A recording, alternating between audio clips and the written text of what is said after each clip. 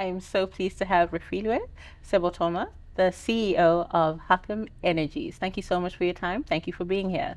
Thank you. It's an absolute pleasure to be here. Whereas we look at how 900 million Africans lack access to clean cooking, how are you positioning LPG as a scalable solution for this challenge? Yeah. So I think really it's also important to really start by the many ripple effect that comes as a result of energy poverty. I mean, here in South Africa, in the country, we see how women are still being raped when they go to the field to collect wood and killed. We see how kids die because of paraffin poisoning, because majority of the communities still rely on paraffin stoves as an example. And I think it's important to start there so that we also do not just have energy poverty as a political issue, but it's real life lived every single day by South African and by African people as well. So what we have done from a Hakem Energy perspective, we were really addressing what we call the triple A: availability, accessibility, and most importantly, affordability. Making sure that if we look at the just energy transition framework, it's about that. It's about justice, that the people who need the source of energy the most are actually having access to it. So we have innovated LPG boxes. We are taking them straight into the communities to make sure that LPG then becomes available as a source of cleaner alternatives compared to them cooking on biomass. And beyond households, your LPG offering extends to mining, agriculture, and hospitality. What role do you see LPG playing in transforming these sectors? And I think that's a very important component part of the business. Although the heartbeat is really around making sure that we transition communities, it is also important to have what we call anchor partners or anchor customers, because I also want to make sure that we build businesses that proves that we can be social and drive social impact, but at the same time be profitable and be sustainable.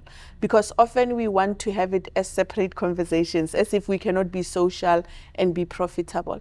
So LPG, it's starting to really position itself as a great fuel for gas to power generation, where a lot of our customers are using it instead of using coal or diesel for generators. We also see a lot of establishments use it for cooking for a lot of people, as an example. But we also see auto gas starting to grow in the country. So we really see LPG as a fuel of choice, not just for domestic use, but for commercial use as well. And how do you ensure infrastructure support for LPG distribution in remote and rural areas where energy access is mostly limited? So through our LPG boxes, I think a few things that we've really done well is that we have looked at the most sustainable way of bringing infrastructure into those communities. And for us, it has always been about what do we have that we can do immediately, right? Because sometimes I think we wait for big things and we wait too long to implement. So for us, it was really about the simplest solution for those communities. Secondly, it was really about the model of pay as you can afford, because we also understand that sometimes communities are not able to refill a full cylinder because of issues of affordability.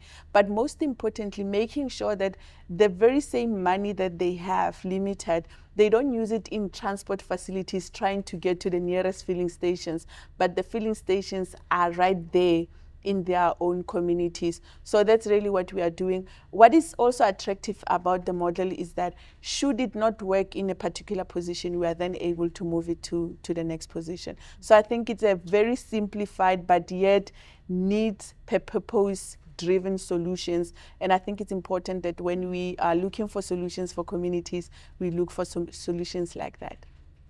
And what do you hope to achieve at African Energy Week in terms of partnerships or policy support for accelerating LPG adoption?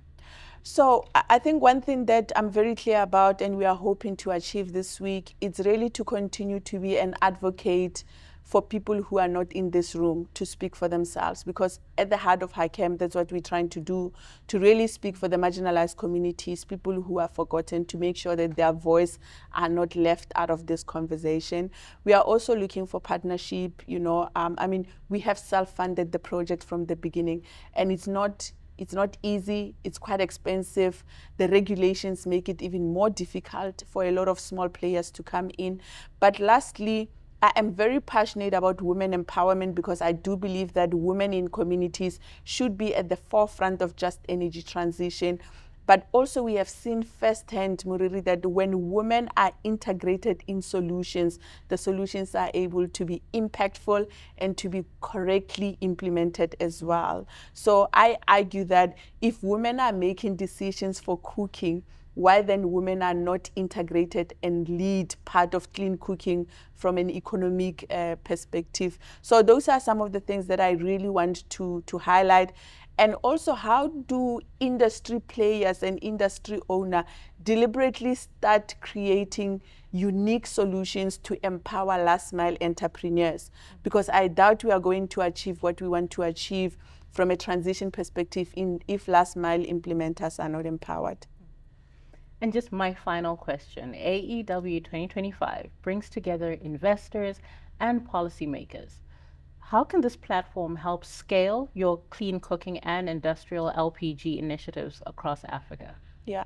So one of my absolute African proverbs says, if you want to go fast, go alone, but if you want to go far, go together. I am really hoping that a platform like AEW 2025, it's able to amplify the need for us to collaborate, to work together, to lean on each other. I think that's the first one. The second one for me, it's really about implementation. I often say that we come here, we have this robust conversations, but it's going to be such a cool thing for us to look back and say, these are the things we discussed, but most importantly, these are the things that we've been able to implement. And yeah, very excited about it. Fantastic. Thank you so much for your time, and thank you for being here. Thank you for having us.